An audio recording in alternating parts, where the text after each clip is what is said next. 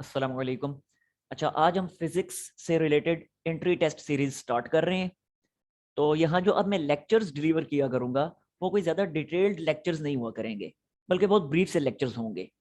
क्योंकि ये कंसिडर करते हुए मैं यहाँ पे पढ़ाऊँगा कि आप लोग इससे पहले पूरी एफएससी पढ़ चुके हैं। तो लिहाजा जो फ्रेश स्टूडेंट्स हैं, जो फर्स्ट टाइम एफएससी पढ़ रहे हैं, यानी अभी फर्स्ट ईयर में हैं, या आगे जब सेकेंड ईयर के लेक्चर्स जब डिलीवर होंगे, तो अगर फ्रेश स्टूडेंट्स हैं तो उनको आई डोंट थिंक कि इस एंट्री टेस्ट सीरीज से कुछ सीखने को मिलेगा। तो आप लोगों के लिए मेरा मशवरा यही है कि आप लोग मेरे चैनल पे जो वीडियोस पड़ी हुई हैं, जो काफी डिटेल्ड लेक्चर्स मौजूद हैं उसमें, आप पहले उन लेक्चर्स की तरफ जाएं, फिर पलट के आप इन लेक्चर्स की तरफ आइएगा, क्योंकि ये बहुत ब्रीफ लेक्चर्स हुआ करेंगे। हाँ, अगर ऐसा है कि फ्रेश स्टूडेंट्स से रिलेटेड अगर मैं बात करूं, अगर ऐसा है कि आप लोग एक दफा चैप्टर खत्म कर चुके हैं और जस्ट उस चैप्टर का एक ब्रीफ एनालिसिस करना चाहते हैं, तो उस सूरत में आप ये वीडियो लेक्चर्स अटेंड कर सकते हैं। बहरहाल ये वीडियो लेक्चर्स कोई ज्यादा डिटेल में नहीं होंगे, बल्कि बहुत ब्रीफ से लेक्चर्स हुआ करेंगे। ठीक है, तो इसलिए अगर आपको डिटेल्ड लेक्चर्स चाहिए तो आप मेरे यूट्यूब चैनल पे जाएं, नाम सामने लिखा हुआ है, वहां पे आपको काफी डिटेल्ड लेक्चर्स मिल जाएंगे। अच्छा, ये यहाँ पे इन ब्रीफ लेक्चर्स के बाद फिर हम हर चैप्टर से रिलेटेड, या सॉरी जो भी टॉपिक होगा उस टॉपिक से रिलेटेड हम काफी सारे एमसीक्यूज भी देखेंगे।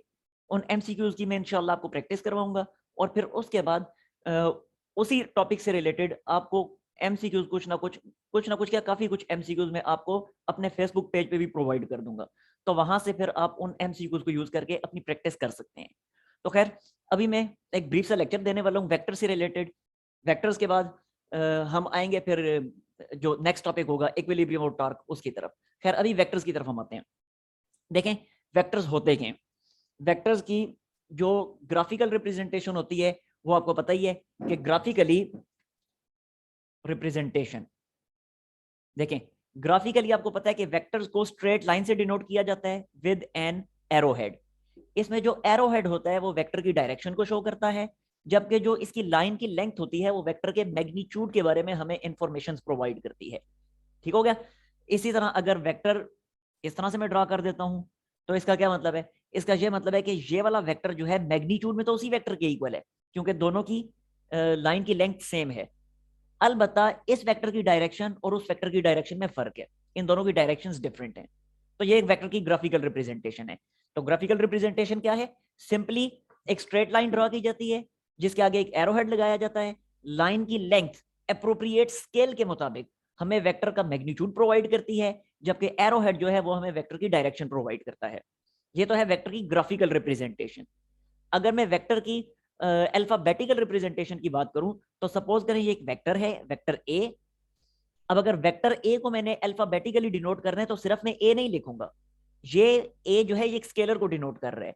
लेकिन अगर मैं इसके ऊपर ऐसे एक स्ट्रेट लाइन लगा देता हूं, या फिर इसके नीचे एक स्ट्रेट लाइन लगा देता हूं, या फिर इसके ऊपर एक एरो हेड लगा देता हूं, तो these three are alphabetical representations of vector. इन तीनों का मतलब है वेक्टर ए। ठीक होगा। इसी तरह अगर वेक्टर बी की बात करें तो वेक्टर बी को भी ऐसे ही डिनोट किया जाएगा, लाइक दिस और दिस और दिस। तो ये तीनों वेक्टर बी की अल्फाबेटिकल रिप्रेजेंटेशन है। तो ये वेक्टर की ग्राफिकल रिप्रेजेंटेशन, और नीचे जो है वेक्टर की अल्फाबेटिकल रिप्रेजेंटेशन। खैर, अब इसकी ज्यादा डिटेल में मैं नहीं जाऊंगा, क्योंकि आप 9th क्लास से पढ़ते चले आ रहे हैं, तो ज्यादा डिटेल में अब जाने का फायदा कोई नहीं है। मैं अब आगे आता हूं यूनिट वेक्टर्स की तरफ। देखें, यूनिट वेक्टर्स क्या होते हैं। आपको पता है कि यूनिट वेक्टर ऐसे वेक्टर को कहा जाता है जिसका मैग्नीट्यूड 1 हो, और वो वेक्टर जो है वो डायरेक्शन के लिए, डायरेक्शन की रिप्रेजेंटेशन के लिए यूज होता है। ठीक है, तो यहां मैं इसकी डेफिनेशन भी लिख देता हूं। A vector with magnitude 1, a vector with magnitude 1, ऐसा वेक्टर जिसका मैग्नीट्यूड 1 यूनिट हो। ऐसा वेक्टर जिसका मैग्नीट्यूड 1 यूनिट हो, और उसको यूज किया जाए डायरेक्शन के लिए, and is used for direction. किसी भी पर्टिकुलर डायरेक्शन के लिए इस वेक्टर को यूज किया जाए, ऐसे वेक्टर को यूनिट वेक्टर कहा जाता है। एग्जांपल में दे देता हूं, जैसे यूनिट वेक्टर एक्स एक्सिस की डायरेक्शन में क्या होगा। Unit vector along x axis, के एक्स एक्सिस को डिनोट करने के लिए जो यूनिट वेक्टर यूज होता है वो होता है आई cap.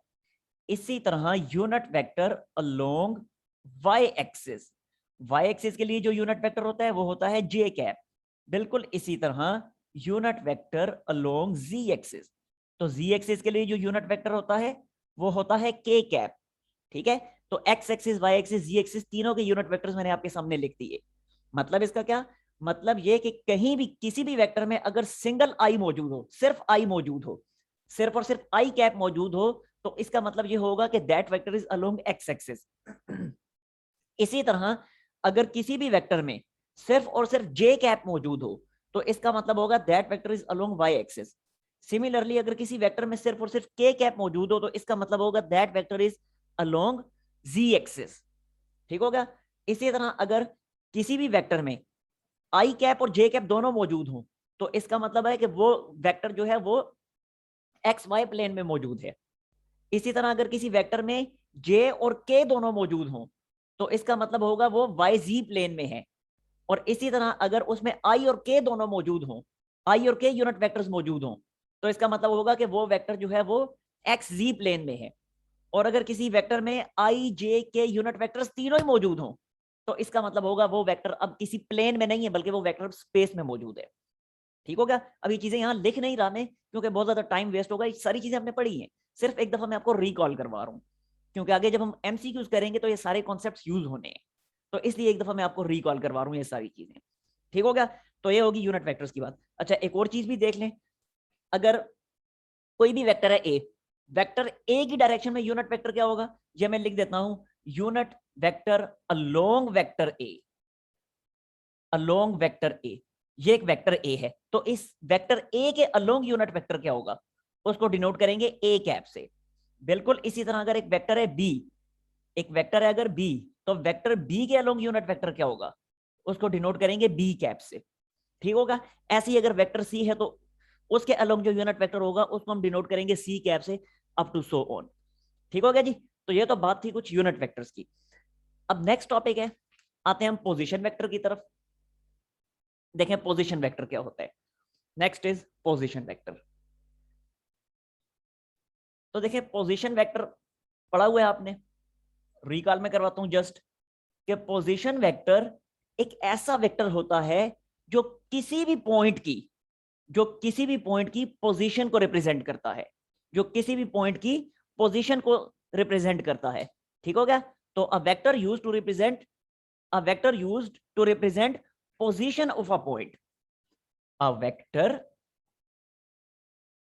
a vector used to represent position of a point, position of a point। और पॉइंट क्या, पॉइंट पी में कह देता हूं, चलें वैसे तो पॉइंट का कोई भी नाम हो सकता है, यहाँ पे पर्टिकुलरली पॉइंट को मैं पॉइंट पी का नाम दे देता हूं, कि ऐसा वेक्टर जो किसी भी पर्टिकुलर पॉइंट पी की पोजीशन को रिप्रेजेंट करने के लिए यूज होता है, उस वेक्टर को हम कहते होते हैं पोजीशन वेक्टर। ठीक है जी। एग्जांपल देख लें। मिसाल के तौर पे ये हमारे पास एक्स वाई प्लेन है, this is X axis and this is our Y axis, और यहां पे एक पॉइंट पी, इस पॉइंट पी का एक्स कोऑर्डिनेट ए है और इसके वाई कोऑर्डिनेट को मैं बी का नाम दे देता हूं। तो अब पोजीशन वेक्टर इसका क्या होगा, तो देखिए इसका पोजीशन वेक्टर सिंपली ये होगा, ये ओरिजिन है। एक बात आपने याद रखनी है कि पोजीशन वेक्टर किसी पर्टिकुलर पॉइंट के रिस्पेक्ट से होता है, यानी एक किसी भी पर्टिकुलर पॉइंट को रेफरेंस पॉइंट मान के उस रेफरेंस पॉइंट के रिस्पेक्ट से पोजीशन वेक्टर ड्रॉ किया जाता है। ठीक है। तो अब यहां पे हम एक्स वाई प्लेन में अमूमन रेफरेंस पॉइंट ओरिजिन को लेते हैं, लाजमी नहीं है। आगे मैं इसी को मजीद आगे चला के आपको दिखाऊंगा कि रेफरेंस पॉइंट ओरिजिन के अलावा कोई और भी हो सकता है। तो उस केस में हम यूनिट वेक्टर, सॉरी उस केस में हम पोजीशन वेक्टर कैसे फाइंड करेंगे। अभी मैं ओरिजिन को रेफरेंस पॉइंट मान के इसके रिस्पेक्ट से पोजीशन वेक्टर आपको ड्रॉ करना सिखा रहा हूं। तो देखिए ये ओरिजिन है, तो इस ओरिजिन के रिस्पेक्ट से पोजीशन वेक्टर क्या होगा, तो सिंपली ओरिजिन से एक लाइन ड्रॉ कर देनी है पॉइंट पी की तरफ। अब ये जो लाइन ड्रॉ की और एंड पे एरो हेड लगा देना है। Now this is position vector and denoted by R, this is position vector and denoted by R. तो अब इस पॉइंट पी का जो पोजीशन वेक्टर है इसको मैं डिनोट करता हूं पहले ओपी से। OP means position vector of point P with respect to origin, ठीक है, डिनोट किससे किया गया? R से। पोजीशन वेक्टर को अमूमन R से डिनोट किया जाता है। और ये पोजीशन वेक्टर बनेगा क्या? इस पोजीशन वेक्टर की वेक्टोरियल फॉर्म क्या होगी? देखें, अभी थोड़ी देर पहले मैंने आपको बताया यूनिट वेक्टर की केस में कि अगर कोई वेक्टर एक्स वाई प्लेन में पाया जाए तो उसके साथ यूनिट वेक्टर आई भी आता है, जे भी आता है। अब ये वेक्टर जो मैंने पोजीशन वेक्टर ड्रॉ किया, क्या ये एक्स वाई प्लेन में नहीं है? डेफिनेटली एक्स वाई प्लेन में है, तो इसके साथ यूनिट वेक्टर आई और जे दोनों आएंगे, ठीक है। अच्छा, अब जरा देखें इसके कोऑर्डिनेट्स क्या हैं। एक्स कोऑर्डिनेट ए है, तो ये मैंने लिखा ए, एक्स कोऑर्डिनेट लिखा, और साथ एक्स एक्सिस का पोजीशन वेक्टर आई कैप ये लिख दिया, आगे प्लस का साइन। अब मैंने लिखना है वाई कोऑर्डिनेट जो कि है बी, तो ये लिखा वाई कोऑर्डिनेट बी, और साथ में क्योंकि वाई कोऑर्डिनेट लिखा ना बी, तो अब वाई एक्सिस का position vector sorry Y axis का यूनिट वेक्टर आएगा जो कि है जे कैप। तो इस तरीके से हम किसी भी वेक्टर के किसी भी पोजीशन वेक्टर को हम इस फॉर्म में लिख सकते हैं, ठीक हो गया। अगर सपोज करें वाई जी प्लेन में होता तो उस सूरत में आई जे ना आता बल्कि जे और के आता। अब टू सो ऑन सीख चुके हैं अब, ठीक हो गया जी। अच्छा, अब मजीद थोड़ा सा इसी को मैं आगे चलाता हूं ताकि आपको सही तरह से बात समझ आ जाए। सपोज करें कि एक पॉइंट पी है जो कि एक्स एक्सिस के ऊपर लाई करता है। देखें, पॉइंट पी पोजीशन वेक्टर में लिख रहा हूं पॉइंट पी का position vector of point P, position vector of point P on x axis. एक पॉइंट पी है जो कि एक्स एक्सिस के ऊपर लाई करता है, और उस पॉइंट पी के कोऑर्डिनेट्स क्या हैं? मैं लिखता हूं भाई, क्योंकि वो पॉइंट पी एक्स एक्सिस के ऊपर लाई करता है तो उस पॉइंट पी का वाई कोऑर्डिनेट क्या हो जाएगा? वाई कोऑर्डिनेट ऑटोमेटिकली 0 हो जाएगा, क्योंकि आप लोग ये सीख चुके हैं, 9th क्लास की मैथ में आप लोगों ने सीखा था कि कोई भी पॉइंट जो एक्स एक्सिस के ऊपर लाई करे उसका वाई कोऑर्डिनेट 0 होता है, जो वाई एक्सिस के ऊपर लाई करे उसका एक्स कोऑर्डिनेट 0 होता है। अब यहाँ पे क्योंकि पॉइंट एक्स एक्सिस के ऊपर लाई कर रहे हैं तो वाई कोऑर्डिनेट 0 होगा। एक्स कोऑर्डिनेट में इसका कोई सा भी मान लेता हूं, मैं क्या देता हूं, सपोज करें इसका एक्स कोऑर्डिनेट है 6। तो अब अगर इस पॉइंट पी का मैं जो है पोजीशन वेक्टर ड्रॉ करना चाहता हूं तो देखें, ये आपके सामने मैं ड्रॉ करता हूं, ये है एक्स एक्सिस, ये है वाई एक्सिस, और पॉइंट पी क्योंकि एक्स एक्सिस के ऊपर लाई करता है तो this is point P that lies on x axis. तो ये मैंने लिख दिया 6 एंड 0। अब अगर इस पॉइंट पी का पोजीशन वेक्टर मैं लिखना चाहता हूं तो पोजीशन वेक्टर कैसे लिखूंगा? देखें, ये ओरिजिन है, ये है ओरिजिन, तो ओरिजिन के रिस्पेक्ट से इसका पोजीशन वेक्टर क्या बनेगा? ओरिजिन के रिस्पेक्ट से इसका ये पोजीशन वेक्टर बनेगा, ये वाला, ठीक है। और ये होगा क्या? अभी मैंने आपको बताया डिनोट किया जाता है आर से, तो पोजीशन वेक्टर इस केस में मैं ओपी का क्या लिखूंगा? R is equal to, simply क्या लिखा मैंने, 6i प्लस 0j, क्योंकि y कोऑर्डिनेट इसका 0 है, ठीक हो गया, जो कि अगले स्टेप में बनेगा सिंपली 6i, ठीक है जी। तो अब खुद ही आप लोगों ने सीख जाना है यहां से कि अगर पॉइंट P अभी एक्स एक्सिस के ऊपर लाई कर रहा था तो पोजीशन वेक्टर में सिर्फ i आया, अगर पॉइंट P वाई एक्सिस के ऊपर लाई करेगा तो पोजीशन वेक्टर में सिर्फ j आएगा, j कैप, और अगर पॉइंट P z एक्सिस के ऊपर लाई करेगा तो उस सूरत में पोजीशन वेक्टर में सिर्फ और सिर्फ k कैप आएगा, ठीक हो गया जी। तो ये हमने पोजीशन वेक्टर्स को देख लिया।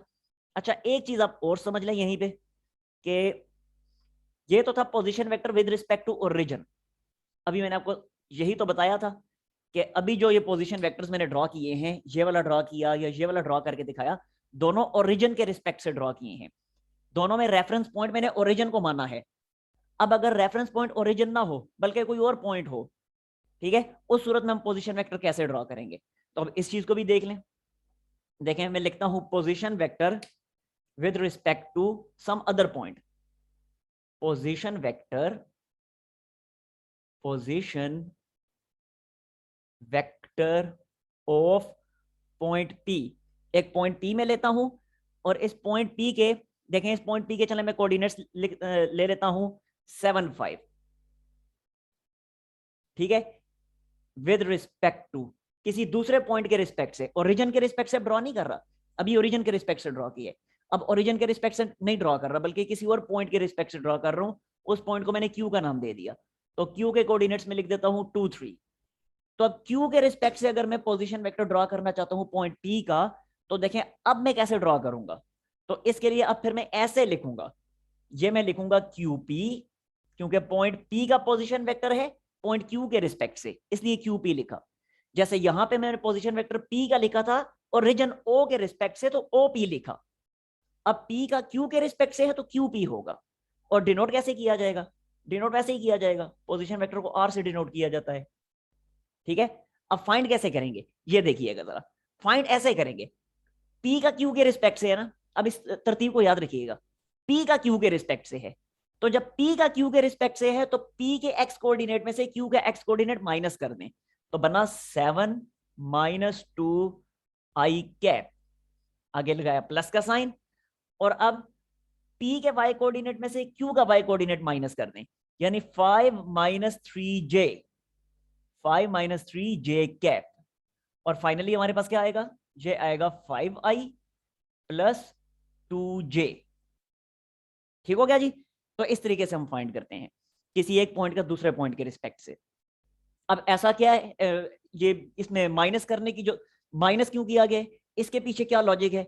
तो ये जब मैंने टॉपिक वहां पढ़ाया था पोजीशन वेक्टर का, क्लास में जब मैंने पढ़ाया था, काफी डिटेल से मैंने पढ़ाया था।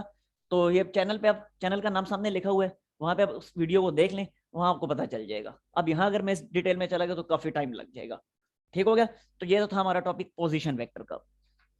अच्छा, नेक्स्ट हम आते हैं, नेक्स्ट आते हैं रेक्टेंगुलर कंपोनेंट्स की तरफ।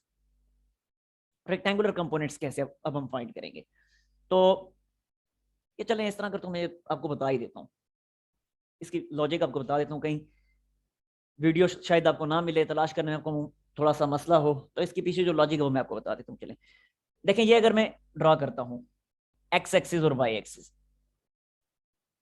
X axis Y axis draw की, ये मेरे पास है ओरिजिन, और ये मेरे पास है पॉइंट क्यू, ये है पॉइंट क्यू। ठीक है, ये है मेरे पास पॉइंट पी। अब पॉइंट क्यू का मैं फाइंड करना चाह रहा हूं पोजीशन वेक्टर, पॉइंट पी का फाइंड करना चाह रहा हूं पोजीशन वेक्टर पॉइंट क्यू के रिस्पेक्ट से। तो मैं करूंगा क्या? देखें, सबसे पहले तो पॉइंट क्यू का ओरिजिन के रिस्पेक्ट से पोजीशन वेक्टर मैं फाइंड कर लूंगा, फिर मैं पॉइंट पी का ओरिजिन के रिस्पेक्ट से पोजीशन वेक्टर फाइंड कर लूंगा। देखें जरा, फिर मैंने पॉइंट पी का ओरिजिन के रिस्पेक्ट से पोजीशन वेक्टर फाइंड किया, लाइक दिस। और अब मुझे चाहिए पी का क्यू के रिस्पेक्ट से, पहले जो दोनों पॉइंट्स हैं उनके तो ओरिजिन के रिस्पेक्ट से फाइंड कर लिए, अब पी का क्यू के रिस्पेक्ट से चाहिए ना, तो जब पी का क्यू के रिस्पेक्ट से चाहिए तो क्यू से लाइन जाएगी सीधी पी की तरफ, यानी क्यू से वेक्टर जाएगा सीधा पी की तरफ। ठीक है, अब ये जो आपके सामने फिगर ड्रा हुई, इस पे आप head to tail rule apply करें, जो कि आपको आता है अप्लाई करना। अब उस डिटेल में कम से कम मैं नहीं जा रहा। तो head to tail rule apply करेंगे तो ये क्या बनेगा? ये बनेगा O Q vector plus Q P vector is equal to O P vector. ठीक है, हमें क्या चाहिए था? P का Q के रिस्पेक्ट से पोजीशन वेक्टर, यानी QP। तो QP को मैं यहीं पे रहने दूंगा, ये मैंने लिखा QP ऐसे ही, और ये बना OP माइनस OQ। ठीक हो गया जी? अब जरा देखिए, सपोज करें, सपोज करें कि जो P के कोऑर्डिनेट्स हैं वो हैं A और B। लेट्स सपोज P के कोऑर्डिनेट्स हैं A और B।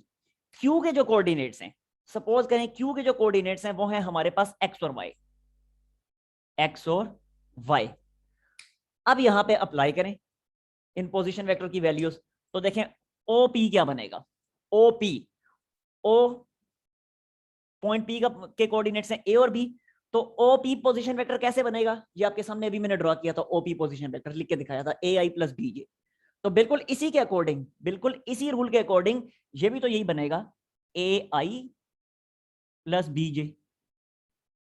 ठीक है, आगे मैंने लगाया माइनस का साइन। अब OQ, Q का पोजीशन वेक्टर, तो OQ पोजीशन वेक्टर बिल्कुल इसी रूल के अकॉर्डिंग, Q के कोऑर्डिनेट्स क्योंकि XY है, तो इसी रूल के अकॉर्डिंग बनेगा XI प्लस YJ। तो ये मैंने लिख दिया XI प्लस YJ, और सिंप्लीफाई करें तो बनेगा A माइनस XI, आगे प्लस का साइन, और फिर B माइनस YJ। लें जी, ये बन गया हमारे पास फार्मूला, और यही फार्मूला यहां पे मैंने अप्लाई की है। अब देख लें, बाकी A में से X माइनस हो रहा है, A है P का कोऑर्डिनेट, देखें P का कोऑर्डिनेट A है, Q का कोऑर्डिनेट X है, तो A माइनस X। यहां भी तो मैंने यही किया था, 7 माइनस 2 जो कि लिखा था अगले स्टेप में 5i, और इसी तरह Y कोऑर्डिनेट के लिए भी था। ठीक हो गया जी? तो ये था पोजीशन वेक्टर का टॉपिक। ये अब मैं साइड पे हो गया हूँ, आप लोग यहीं पे इसको वीडियो को पॉज करें और इसका स्क्रीनशॉट ले लें। मैं बोर्ड साफ कर रहा हूँ और अब मैं आ रहा हूँ नेक्स्ट टॉपिक की तरफ। अच्छा देखिए, अब नेक्स्ट टॉपिक है हमारा rectangular components of a vector. आसान सा टॉपिक है, 9th क्लास से आप पढ़ते चले आ रहे हैं, बहुत ज्यादा डिटेल में मैं बिल्कुल भी नहीं जाने वाला। देखें ये वेक्टर है ए, एक्स वाई प्लेन में है। अब इस वेक्टर ए के रेक्टेंगुलर कंपोनेंट्स क्या होंगे? अच्छा, रेक्टेंगुलर का जो वर्ड है, ये जो वर्ड है रेक्टेंगुलर, थोड़ी देर के लिए इसको इग्नोर करें, सिर्फ देखें कंपोनेंट्स ऑफ अ वेक्टर। तो कंपोनेंट जो लफ्ज है, इसका मतलब क्या होता है? इसका मतलब होता है पार्ट्स, टुकड़े। तो वेक्टर के कितने टुकड़े बन सकते हैं ज्यादा से ज्यादा? ये गौर से सुनना है, ये एक बहुत इंपॉर्टेंट एमसीक्यू है कि वेक्टर के जो कंपोनेंट्स हैं, किसी भी वेक्टर के कंपोनेंट्स की तादाद इनफिनिट होती है। लामहदूद टुकड़े, लामहदूद पार्ट्स बन सकते हैं किसी भी वेक्टर के। लेकिन जब कहा जाएगा कि वेक्टर के रेक्टेंगुलर कंपोनेंट्स कितने हैं, तो अगर तो वेक्टर है प्लेन में, एक्स वाई प्लेन में या वाई जी प्लेन में या जी एक्स प्लेन में, तो अगर वेक्टर है प्लेन में तो रेक्टेंगुलर कंपोनेंट्स सिर्फ 2 ही बन सकते हैं। और अगर वेक्टर है स्पेस में तो अब रेक्टेंगुलर कंपोनेंट्स सिर्फ 3 ही बन सकते हैं। तो अगर सिर्फ अगर कोई ऐसे पूछे कि वेक्टर के कितने कंपोनेंट्स पॉसिबल हैं, तो कह देना है इनफिनिट कंपोनेंट्स पॉसिबल हैं। लेकिन अगर कोई पूछे कि रेक्टेंगुलर कंपोनेंट्स कितने पॉसिबल हैं, तो जवाब देना है कि अगर वो प्लेन में है तो रेक्टेंगुलर कंपोनेंट्स 2, और अगर स्पेस में है तो रेक्टेंगुलर कंपोनेंट्स 3। क्योंकि जो रेक्टेंगुलर वर्ड है, इसका मतलब है कि वेक्टर के कंपोनेंट्स एक्स एक्सिस के अलोंग, वाई एक्सिस के अलोंग और जी एक्सिस के अलोंग।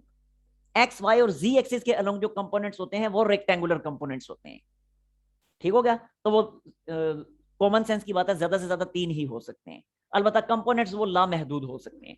अच्छा, आप जरा देखिएगा, अब ये वेक्टर है ए, अब इसके रेक्टेंगुलर कंपोनेंट्स कौन कौन से बनेंगे? देखें, एक तो इसका ये कंपोनेंट बनेगा जो होगा एक्स एक्सिस के अलोंग, ये हो गया वेक्टर का, वेक्टर ए का एक्स कंपोनेंट, जिसको कहा जाएगा ए एक्स आई कैप।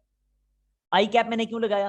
क्योंकि जाहिर सी बात है वेक्टर का कंपोनेंट भी तो एक वेक्टर क्वांटिटी ही होगी, इसलिए आई कैप आगे आएगा। आई कैप यूनिट वेक्टर है, और वेक्टर की हमें पता है कि डायरेक्शन मैग्नीट्यूड दोनों होते हैं। तो अब वेक्टर ए का एक्स कंपोनेंट अगर वेक्टर है, तो ये ए एक्स जो है ये उसका मैग्नीट्यूड हुआ, और आई कैप उसकी डायरेक्शन हो गई। तो ओवरऑल ए एक्स और आई मिलके इन्होंने वेक्टर कंप्लीट कर दिया। इसी तरह इसी वेक्टर ए का वाई कंपोनेंट क्या होगा? तो ये होगा इस वेक्टर ए का Y component, this is Y component of A, जो कि होगा ए वाई, और क्योंकि जे वाई एक्सिस के होंगे तो जे कैप आ जाएगा साथ में। ठीक हो गया? और अगर सिर्फ इनकी बात की जाए, ए एक्स और ए वाई की, तो ये ए एक्स जो है ये वेक्टर ए के एक्स कंपोनेंट का मैग्नीट्यूड है, जबकि ए वाई जो है ये वेक्टर ए के वाई कंपोनेंट का मैग्नीट्यूड है। ठीक हो गया? सिर्फ ए एक्स और सिर्फ ए वाई ये मैग्नीट्यूड्स हैं, यानी स्केलर क्वांटिटीज हैं, लेकिन पूरा ए एक्स आई जो है ये एक वेक्टर है, लिहाजा इसकी डायरेक्शन भी है। इसी तरह ए वाई जे भी। ठीक हो गया? अच्छा, आप जरा देखिएगा, ये ए एक्स आई जो है वेक्टर ए का एक्स कंपोनेंट, मैग्नीट्यूड ऑफ, या चलें ये लिखने की जरूरत नहीं है, बिला वजह टाइम ही वेस्ट होगा, जुबानी जुबानी मैंने आपको बता दिया कि ए एक्स जो है वेक्टर ए के एक्स कंपोनेंट का मैग्नीट्यूड, ए वाई जो है वेक्टर ए के वाई कंपोनेंट का मैग्नीट्यूड। ठीक है? फाइंड कैसे करेंगे इन दोनों को? देखें, अगर वेक्टर ए एक्स एक्सिस के साथ बना रहे हैं एंगल थीटा, तो ए एक्स फिर यहां पे क्या आएगा? तो ए एक्स जो हमारे पास होगा वो होगा ए कॉस थीटा। कैसे होगा डिटेल से आप लोग पढ़ चुके हैं, बिल्कुल भी डिटेल में मैं नहीं जा रहा। जबकि ए वाई यानी वेक्टर ए के वाई कंपोनेंट का मैग्नीट्यूड वो होगा ए साइन थीटा। ठीक हो गया? और पूरा एक्स कंपोनेंट क्या बनेगा? एक्स कंपोनेंट ऑफ ए, यानी पूरा एक्स कंपोनेंट क्या बनेगा? ए का। तो अभी मैंने बताया कि कंपोनेंट जो होता है वो बजाते खुद वेक्टर क्वांटिटी होती है। तो ए का एक्स कंपोनेंट था ए एक्स आई, ए एक्स आई जिसको लिखा जाएगा ए एक्स की जगह पे ए कॉस थीटा, तो ये लिखा ए कॉस थीटा आई।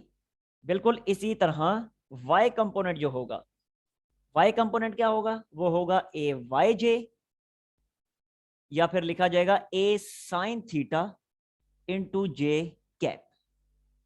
ठीक हो गया जी? ये हमने बात कर ली वेक्टर के रेक्टेंगुलर कंपोनेंट्स की। अब नेक्स्ट टॉपिक देखें जो बिल्कुल इसके ऑपोजिट है, कि अगर वेक्टर हमें गिवन हो, सॉरी वेक्टर के कंपोनेंट्स अगर हमें गिवन हो, तो ओरिजिनल वेक्टर कैसे फाइंड करेंगे? यहां पे देखें, ओरिजिनल वेक्टर ए गिवन था, और ए को यूज करके हमने ए एक्स और ए वाई फाइंड किए, ए को यूज करके ए एक्स और ए वाई फाइंड किए। अब बिल्कुल इसके ऑपोजिट है कि अगर ए एक्स और ए वाई हमें गिवन हो तो उनको यूज करके ओरिजिनल वेक्टर ए हम कैसे फाइंड करेंगे। तो देखें नेक्स्ट टॉपिक है vector determination of vector from its rectangular components. Determination of vector from its rectangular components, कि वेक्टर हम कैसे फाइंड करेंगे उसके रेक्टेंगुलर कंपोनेंट्स की मदद से। ठीक हो गया। तो देखें अब इस दफा हमें जो है वेक्टर के कंपोनेंट्स गिवन है, यानी ए एक्स और ए वाई हमें गिवन है। A x and A Y जो वेक्टर के एक्स कंपोनेंट का मैग्नीट्यूड और वेक्टर के वाई कंपोनेंट का मैग्नीट्यूड आर गिवन। तो अब ओरिजिनल वेक्टर ए हम कैसे फाइंड करेंगे। तो देखें ओरिजिनल वेक्टर ए फाइंड करने के लिए जरा वेक्टर फाइंड करना है वेक्टर ए। तो वेक्टर का तो मैग्नीट्यूड डायरेक्शन दोनों होती हैं, तो अब वेक्टर ए का मैग्नीट्यूड भी हमें चाहिए होगा, उसकी डायरेक्शन भी चाहिए होगी। तो ए का मैग्नीट्यूड हम कैसे फाइंड करेंगे। ए के मैग्नीट्यूड के लिए हम लिखते हैं A X square plus A Y square inside the square root. ठीक हो गया, ये आ गया वेक्टर ए का मैग्नीट्यूड। अब अगर वेक्टर ए की डायरेक्शन चाहिए तो डायरेक्शन आपको पता है वो होती है हमेशा एंगल की टर्म में, थीटा की टर्म में। तो वेक्टर ए का जो एंगल है थीटा वो क्या होगा, वो होगा tan inverse of A Y by A X. ठीक है जी, लॉजिक क्या है इसके पीछे, यानी ये फार्मूला हमने कैसे बना लिया।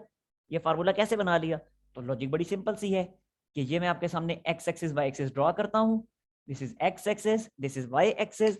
और अब जरा देखें ये है वेक्टर ए का एक्स कंपोनेंट जो कि है ए एक्स आई, और ये है वेक्टर ए का वाई कंपोनेंट जो कि है ए वाई जे।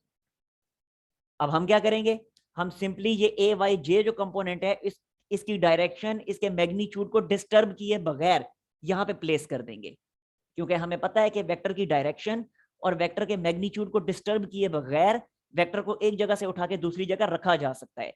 तो सेम वही काम हम यहां करेंगे। देखें वंस अगेन इसी फिगर को मैं यहां ड्रॉ करता हूं, लेकिन अब मॉडिफाइड फॉर्म में। Again this is X axis and this is Y axis. तो एक दफा फिर ये मैंने ड्रॉ किया ए एक्स आई और ए वाई जे जो है उसको मैंने वहां से उठाया और उठा के ये ला के रख दिया। ये ला के मैंने रख दिया ए वाई जे को, ए वाई जे। अब जरा देखें मुझे ओरिजिनल वेक्टर ए चाहिए ना, तो हमें पता है कि ओरिजिनल वेक्टर ए बनाने के लिए फर्स्ट वेक्टर की टेल से सेकंड वेक्टर के हेड तक एक नया वेक्टर ड्रॉ कर देंगे। तो ये देखें फर्स्ट की टेल से सेकंड के हेड तक एक नया वेक्टर मैंने ड्रॉ कर दिया, और ये हमारा रिक्वायर्ड वेक्टर ए। अब ये राइट ट्रायंगल कंप्लीट हो गई, तो जब राइट ट्रायंगल कंप्लीट होगी तो पाइथागोरस थ्योरम अप्लाई कर दें। इस पे पाइथागोरस थ्योरम अप्लाई किया तो ये फार्मूला बना। ठीक हो गया। और एंगल फाइंड करना है तो इसी पे tan थीटा अप्लाई करें, क्योंकि वेक्टर ए जो एंगल बना रहा है एक्स एक्सिस के साथ दैट इज थीटा। तो अब ये इसी ट्रायंगल पे tan थीटा अप्लाई करें तो बनेगा परपेंडिकुलर बाय बेस, ये आपके सामने है। अब यहां पे मैंने इधर इधर इधर इधर आई जे यूज नहीं किए, क्यों, इसलिए क्योंकि हमें वेक्टर ए का मैग्नीट्यूड चाहिए तो डायरेक्शन की तो जरूरत ही नहीं है ना। ए का जब मैग्नीट्यूड चाहिए तो इसके साथ आई लगाने की जरूरत ही नहीं है, सिर्फ ए एक्स और ए वाई के मैग्नीट्यूड देखें।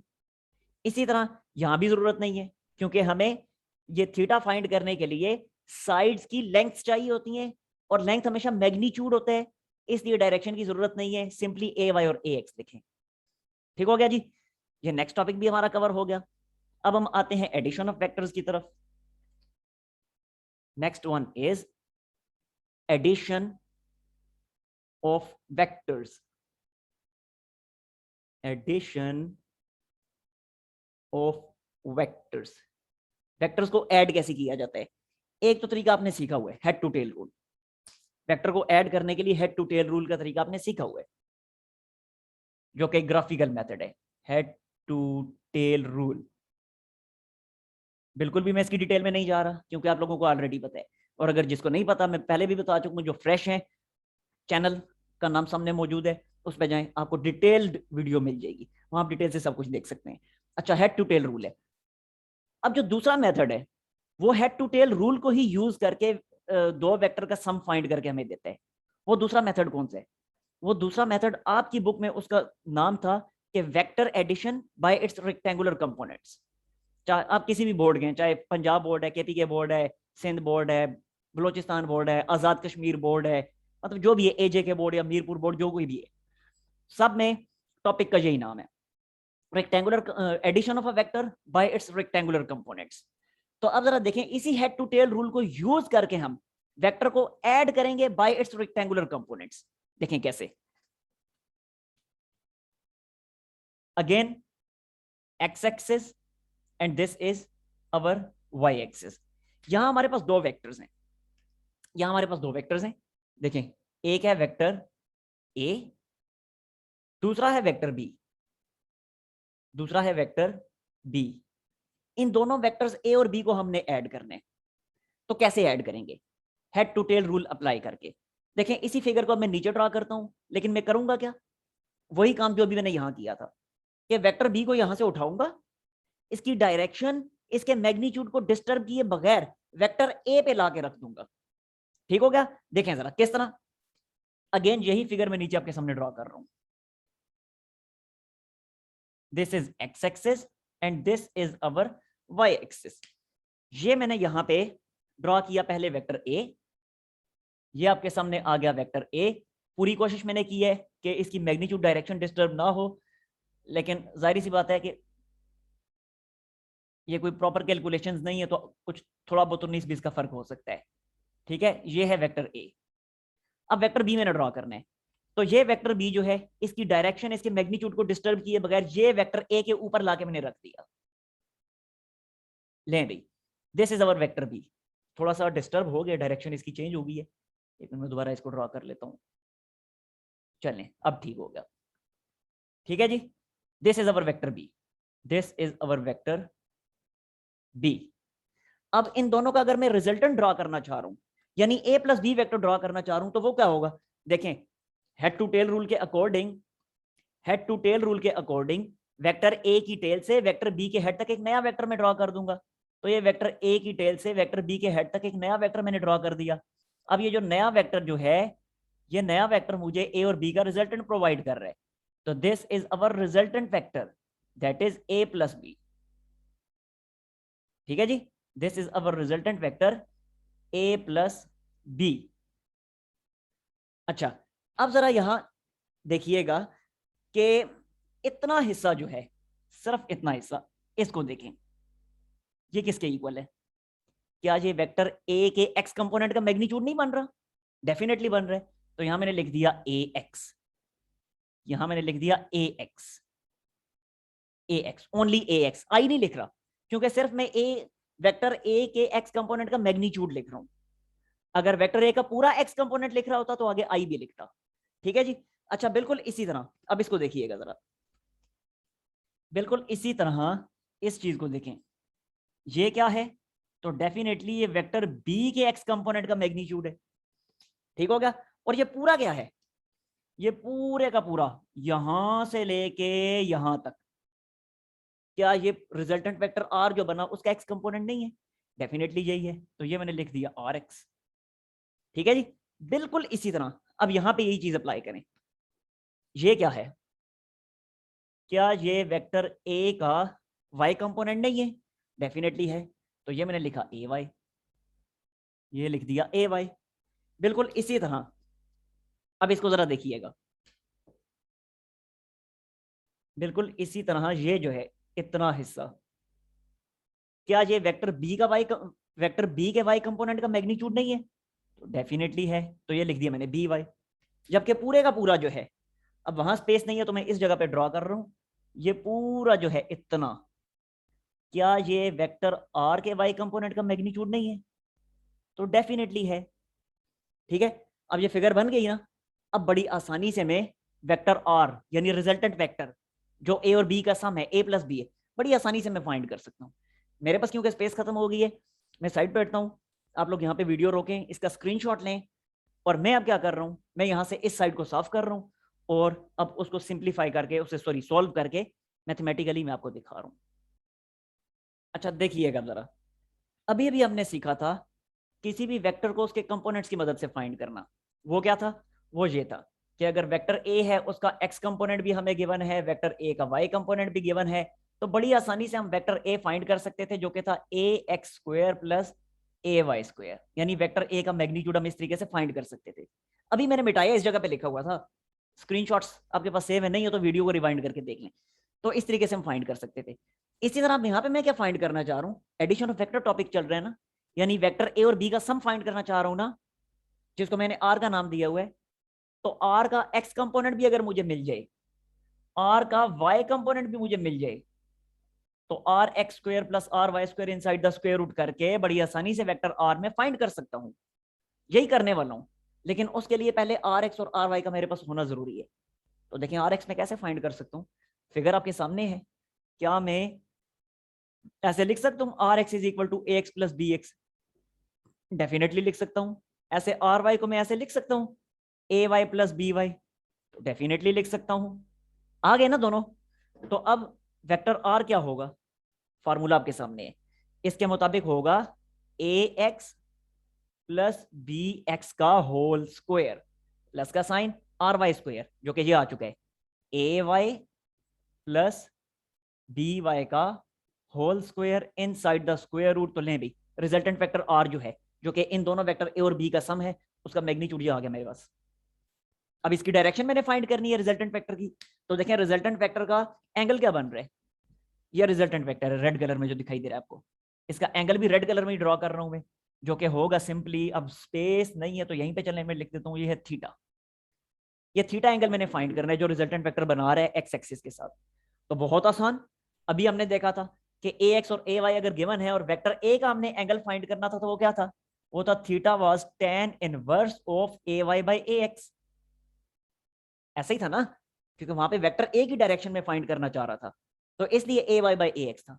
अब वेक्टर आर की डायरेक्शन फाइंड करना चाह रहा हूं, तो अब थीटा क्या होगा, वो होगा tan inverse of R Y by R X. ठीक है, जिसको अगले स्टेप में मैं लिख सकता हूं tan इनवर्स ऑफ, देखें आर वाई क्या बना, वो बना A Y plus B Y, A Y plus B Y divided by R X क्या बना, वो है A X plus B x.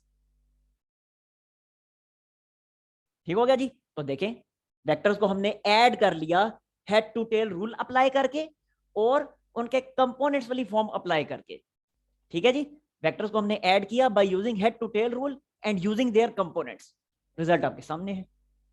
यही टॉपिक आपने किस नाम से पढ़ा था, ये टॉपिक आपने पढ़ा था addition of vector by its rectangular components. So आपके सामने अब ये। ठीक है जी, अब इसको यहाँ पे आप रोकें वीडियो को और आप स्क्रीनशॉट ले लें, मैं इसको साफ करके आगे चल रहा हूँ। अच्छा देखें, अभी तो आपने सीखा कि वेक्टर्स को उनके रेक्टेंगुलर कंपोनेंट्स की मदद से कैसे ऐड किया जाता है। अब अगर हमें वेक्टर्स को डायरेक्टली ऐड करना पड़ जाए, यानी वेक्टर के रेक्टेंगुलर कंपोनेंट्स के बारे में हमें कोई अता पता ही ना हो, बल्कि उन वेक्टर के दरमियान बनने वाला एंगल हमें पता हो, अब हम कौन सा तरीका अप्लाई करेंगे। मतलब अगर ये वाली फॉर्म बन रही हो, देखिएगा once again, this is X axis and this is our Y axis, और हमें यहां पे कह दिया जाए कि भाई देखें ये दो वेक्टर्स हैं, एक है वेक्टर ए लाइक दिस और दूसरा है वेक्टर बी, दूसरा है वेक्टर बी लाइक दिस, और हमें कहा जाए कि इनके दरमियान बनने वाला जो एंगल है वो एंगल भी हम आपको बता देते हैं, उस एंगल के बारे में भी हमें बता दिया जाए कि दैट एंगल इज थीटा। अब हमें कहा जाए कि बताएं जरा इन वेक्टर ए और बी का सम क्या होगा, यानी इन दोनों वेक्टर ए और बी का रिजल्टेंट आप फाइंड करके दिखाएं। अब क्या करेंगे, अब ये मेथड आपने गौर से सीखना है, क्योंकि ये वो मेथड है जो आपकी एफएससी की बुक में मौजूद नहीं था, यानी इस तरीके से नहीं था, तो आप लोगों को ये नहीं आता। और ये जो मेथड अब मैं सिखाने वाला हूँ, ये मेथड एंट्री टेस्ट के एमसीक्यूज में बहुत ज्यादा यूज होता है। इसको अच्छी तरह सीख लें, इससे रिलेटेड कॉन्सेप्ट्स क्लियर कर लें ताकि वो आपको अच्छी तरह से समझ आए, वरना इससे रिलेटेड एमसीक्यूज आपसे नहीं होने, आप बार बार मिस्टेक्स करेंगे। तो देखिए जरा, अब यहां पे देखें ए और बी वेक्टर्स हमने ऐड करने हैं, और अब हमें इनके कंपोनेंट्स पता ना हो। पहले वाला तो अभी हमने केस किया, अभी अभी जो किया उसमें तो कंपोनेंट्स हमें पता थे, उन कंपोनेंट्स की मदद से हमने रिजल्टेंट वेक्टर जो ए प्लस बी बन रहा था उसका मैग्नीट्यूड डायरेक्शन बड़ी आसानी से फाइंड कर ली। लेकिन अब वेक्टर ए और वेक्टर बी के कंपोनेंट्स हमें गिवन ना हो, बल्कि इनके दरमियान बनने वाला एंगल गिवन हो, अब हम क्या करेंगे, तो देखिएगा जरा। अब हम ये करेंगे कि वंस अगेन वेक्टर बी को उठाएंगे और इस जगह पे रख देंगे वेक्टर ए के ऊपर। देखें किस तरह, आपके सामने फिर ये फिगर में ड्रा करता हूं, same figure. Again this is X axis and this is Y axis, and again this is vector A, यह है वेक्टर ए, ठीक है जी। अब वेक्टर बी को मैंने उठाया और वेक्टर ए के हेड पे ले जाके रख दिया। ये वेक्टर बी को उठाया और सीधा लाके वेक्टर ए के सर पे बिठा दिया, ये आ गया वेक्टर बी, ठीक है जी। अच्छा, अब जरा देखें जो रिजल्टेंट वेक्टर बनेगा वो क्या होगा। Once again head to tail rule apply करें, तो हेड टू टेल रूल के मुताबिक वेक्टर ए की टेल से वेक्टर बी के हेड तक ये नया वेक्टर ड्रॉ कर दें। This is our resultant vector, that is A plus B, A plus B. अब हम क्या करेंगे, अब हम जो भी करेंगे उससे पहले आपने एक और चीज समझनी है, जो कि मैथ वालों को तो पहले से पता है, अलबत्ता जो मेडिकल वाले हैं उनको ये नहीं पता, तो वो अच्छी तरह से इस चीज को पहले समझ लें। इस रूल को कहा जाता है लॉ ऑफ कोसाइंस, जो कि मैथ वाले फर्स्ट ईयर की मैथ में सीख चुके हैं, चैप्टर नंबर 12 में। तो देखें लॉ ऑफ कोसाइंस क्या है।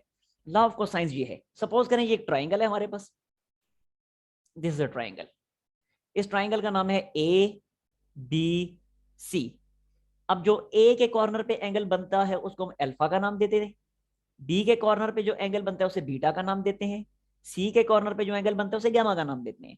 साथ ही साथ कॉर्नर ए के जो ऑपोजिट साइड है उसको स्मॉल ए से डिनोट किया जाता है, कॉर्नर बी की ऑपोजिट साइड को स्मॉल बी से डिनोट किया जाता है, और कॉर्नर सी की ऑपोजिट साइड को स्मॉल सी से डिनोट किया जाता है। अब लॉ ऑफ कोसाइंस की 3 फॉर्म्स हैं यहाँ पे, वो देखिएगा जरा। यहाँ मैं लिखता हूँ लॉ ऑफ कोसाइंस। ये लॉ ऑफ कोसाइंस कोई मुश्किल नहीं है इसको याद करना, ये आपने याद कर लेना है, क्योंकि बार बार एमसीक्यूज में यूज होगा, मैथ में भी जाहिर आपके काम आएगा जो मैथ वाले।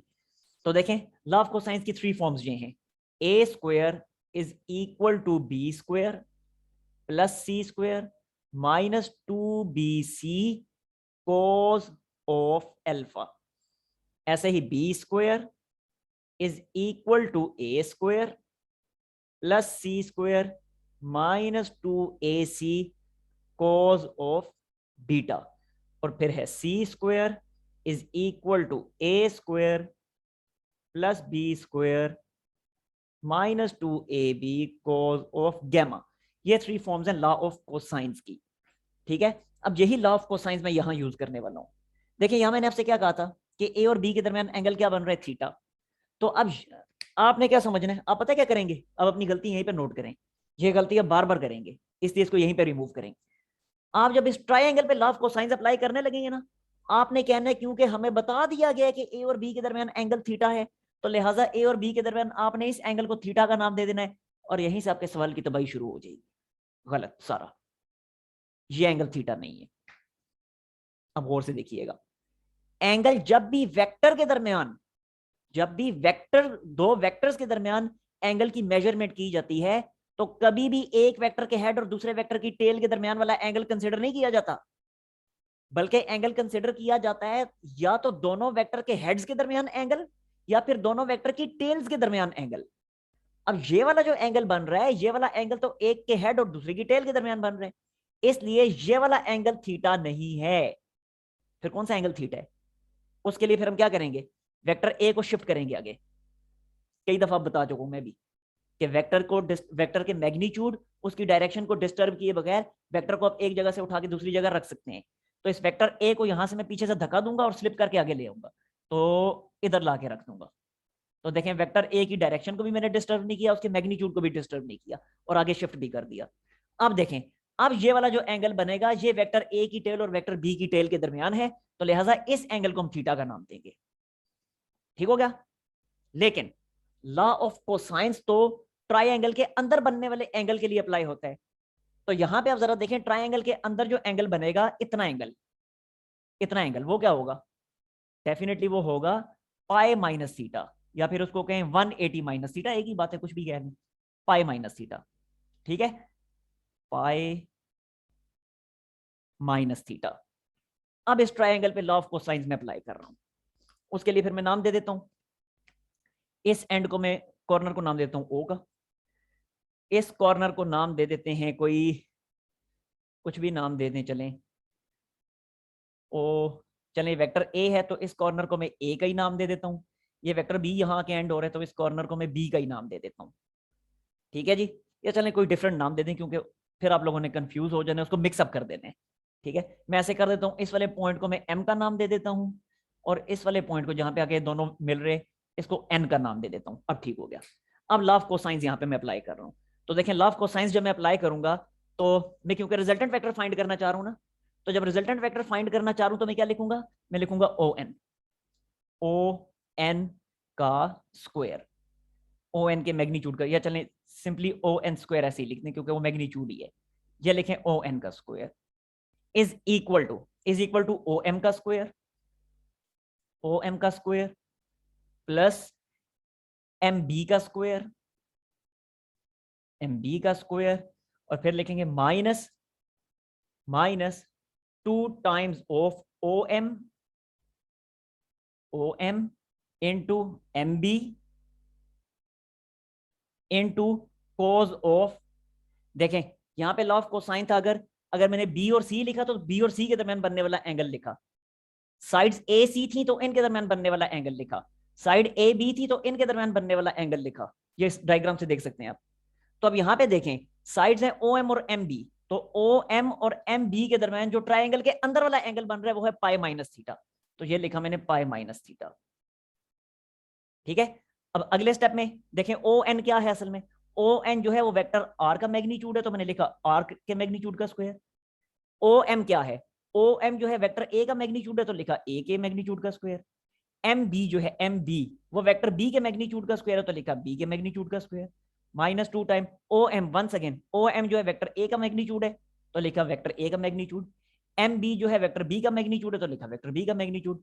जबकि cos of pi minus theta क्या होगा, cos of pi minus theta क्या होता है, आपको पता है मैथ के मुताबिक ये होता है माइनस कोस थीटा। ठीक है, ये बन गया माइनस कोस थीटा। अब जिन्होंने मैथ पढ़ी है उनको तो पता है, और जो मेडिकल वाले हैं उनको नहीं पता, बस इस चीज को याद कर लें, क्योंकि बाकी और ट्रिग्नोमेट्री के, सॉरी मैथ के कोई लंबे चौड़े फार्मूले इधर बहुत ज्यादा यूज नहीं होने, बस एक ये है, तो आप इसको याद कर लें। अब मैं समझाने बैठ के तो बहुत टाइम लगेगा। अच्छा, अब अगले स्टेप में माइनस को इधर शिफ्ट करें, R square is equal to A square plus B square plus 2ab cos of theta, और हमें आर चाहिए यानी रिजल्टेंट वेक्टर चाहिए, ए और बी का सम चाहिए, तो R will be equal to, इस सारे को स्क्वायर रूट के अंदर लिखें, A square plus B square plus 2ab cos of theta inside the square root. तो ये आ गया हमारे पास फाइनल फार्मूला। ठीक हो गया, तो अब ये याद रखें, ये फार्मूला कब यूज करेंगे, ये फार्मूला आप सिर्फ और सिर्फ उस वक्त यूज करेंगे जब आप रिजल्टेंट वेक्टर फाइंड कर रहे हैं, वरना बाकी जितने भी जो है इस तरह के एमसीक्यूज आएंगे जिनमें आप ट्रायंगल तो बनाई हुई होगी आपने, ट्रायंगल तो आप यूज कर रहे होंगे, लेकिन रिजल्टेंट फाइंड नहीं कर रहे होंगे, या रिजल्टेंट के ऑपोजिट वाला एंगल फाइंड नहीं कर रहे होंगे, फिर ये फार्मूला आप यूज नहीं करेंगे, फिर law of cosines he use करेंगे। ठीक होगा, मैं रिपीट कर रहा हूं कि ये फार्मूला आप सिर्फ उस वक्त यूज करेंगे कि जब दो वेक्टर्स का रिजल्टेंट आप फाइंड कर रहे हो, या फिर रिजल्टेंट के ऑपोजिट वाला एंगल फाइंड कर रहे हो। ठीक है, उस सूरत में आप ये फार्मूला यूज करेंगे, बाकी जितने भी केसेस होंगे सब में आप law of cosines he use करेंगे। तो यह फार्मूला सिर्फ रिजल्टेंट और रिजल्टेंट के ऑपोजिट एंगल को फाइंड करने के लिए है। ठीक है जी, तो यहां पे वीडियो रोकें, इसका लेने स्क्रीनशॉट, और मैं अब आगे चलता हूं। अब आखिरी मेथड देख लें एडिशन ऑफ वेक्टर्स का, जो कि बहुत ही आसान है। वो सीधी सी बात है कि वेक्टर दो जो होंगे वो हमें वेक्टोरियल फॉर्म में गिवन होंगे। सपोज करें एक है वेक्टर ए जो कि है 5i + 3j, और दूसरा वेक्टर है बी, लेट सपोज -3i और +2j। अब अगर इनका सम फाइंड करना है a + b, तो ये वाला सम फाइंड करना सबसे आसान है। डायरेक्टली क्या होगा, डायरेक्टली ये होगा कि i के जो कोएफिशिएंट्स हैं उनको आपस में ऐड करें, ठीक है, प्लस का साइन लगाएं, और जो j के कोएफिशिएंट्स हैं उन्हें आपस में ऐड करें, और सिंपल आपके पास आंसर आ जाएगा जो कि होगा जो कि हुआ 2i + 5j and that's all. ठीक है जी, तो ये एडिशन ऑफ वेक्टर के तमाम केसेस मुकम्मल हुए। अब एक और देखें कि वेक्टर का नेगेटिव क्या होता है। आसान सा टॉपिक है, सीखा हुआ है आप लोगों ने, सिर्फ एक दफा मैं रिकॉल करवाना चाहता हूं। तो नेगेटिव ऑफ अ वेक्टर, किसी भी वेक्टर का नेगेटिव वेक्टर क्या होगा, तो किसी भी वेक्टर का नेगेटिव क्या है, सपोज करें ये वेक्टर ए है। अब इस वेक्टर ए का नेगेटिव वेक्टर क्या होगा, तो ए का नेगेटिव वेक्टर ये है कि वेक्टर ए को इन्वर्ट कर दें, सिंपल। तो जब वेक्टर ए को इन्वर्ट करेंगे तो डेफिनेटली वेक्टर ए की डायरेक्शन इन्वर्ट होगी, उसका मैग्नीट्यूड तो डिस्टर्ब नहीं होगा ना। तो फिर नेगेटिव ऑफ अ वेक्टर की डेफिनेशन क्या हुई? Negative of a vector is equal negative of a vector is equal to original vector in magnitude but opposite in direction. ठीक है, कि किसी वेक्टर ए का जो नेगेटिव होगा वो मैग्नीट्यूड में वेक्टर ए के इक्वल होगा, डायरेक्शन में एग्जैक्टली उसके ऑपोजिट होगा। ये हुआ नेगेटिव ऑफ अ वेक्टर। और आखिर में subtraction of two vectors, subtraction of vectors, कि दो वेक्टर्स को सब्ट्रैक्ट करने का तरीका क्या है। तो देखिए बहुत आसान है कि ये अगर हम फाइंड करना चाहते हैं a माइनस बी, तो हम करेंगे क्या, क्योंकि हमने सब्ट्रैक्शन ऑफ वेक्टर्स का डायरेक्ट मेथड कोई नहीं सीखा, एडिशन ऑफ वेक्टर्स का मेथड हमने सीखा है। अभी तक आपने देख लिया ना, एडिशन ऑफ वेक्टर के मेथड्स आपने सीख लिए, क्योंकि एडिशन ऑफ वेक्टर्स का मेथड सीखा है, सब्ट्रैक्शन ऑफ वेक्टर्स का कोई मेथड नहीं सीखा। तो हम क्या करेंगे, एडिशन ऑफ वेक्टर्स के मेथड को अप्लाई करके ही सब्ट्रैक्शन ऑफ वेक्टर जो है दो वेक्टर की सब्ट्रैक्शन हम फाइंड कर लेंगे। ठीक है, तो देखें कैसे। a माइनस बी अगर मैंने फाइंड करना है तो मैं लिखूंगा a plus into minus B. अब देखें माइनस बी फाइंड करने का तरीका हमें पता है कि वेक्टर बी जो भी होगा हम क्या करेंगे, उस वेक्टर बी को इन्वर्ट करेंगे like this, minus B vector आ जाएगा और वो जो भी नया माइनस बी वेक्टर हुआ उसको वेक्टर ए में हेड टू टेल रूल से ऐड कर लेंगे, एंड दैट्स ऑल। तो ये था सब्ट्रैक्शन ऑफ वेक्टर। तो इसके साथ ही वेक्टर्स का एक पोर्शन खत्म हुआ। अब वेक्टर का जो दूसरा पोर्शन है जिसमें डॉट प्रोडक्ट और क्रॉस प्रोडक्ट वगैरह, उसके लिए मैं एक दूसरी वीडियो उसमें मैं लेक्चर रिकॉर्ड कर देता हूँ। तो ये तमाम वो काम है कि इतना सारा काम जब आप रेगुलर क्लास में करते हैं तो मेरा ख्याल है कि आराम से 4-5 लेक्चर 6 लेक्चर्स में कवर होता है। तो यहाँ एक ही लेक्चर में मैंने कवर कर दिए, सिर्फ इसलिए कि आप लोग पहले पढ़ चुके हैं, आपको सब कुछ आता है, सिर्फ एक दफ़ा मैंने रिकॉल करवाना था और रिकॉल के चक्कर में अच्छी खासी डिटेल से मैं एक्सप्लेन कर गया हूँ।